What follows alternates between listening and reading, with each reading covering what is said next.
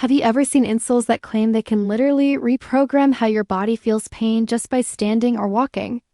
That's exactly what signal step insoles are marketed as, a futuristic solution that supposedly works by rerouting electrical signals in your body to reduce discomfort and improve posture.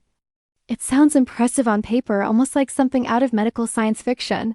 But when you look closer at the actual technology behind it, things start to feel a bit less convincing. The product doesn't contain any electronics, sensors, or active components that could realistically influence nerve signaling, which immediately raises questions about how these claims are supposed to work in practice.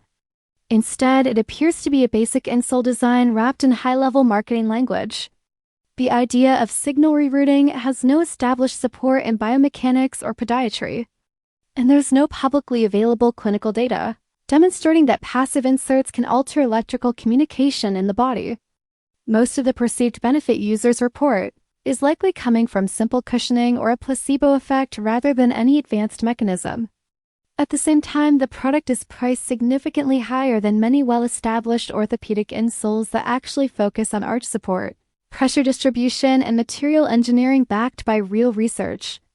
Another concern is the way the marketing relies heavily on vague phrases like clinically tested, without providing transparent study details or verifiable results, which makes it difficult to evaluate the credibility of those claims.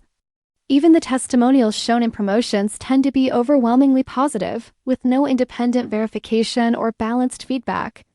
After comparing it with proven orthotic alternatives available at much lower prices, Signal Step doesn't clearly demonstrate any unique advantage beyond its branding. In the end, the results people experience seem inconsistent and largely dependent on expectation rather than measurable scientific effect, which puts its overall value into question.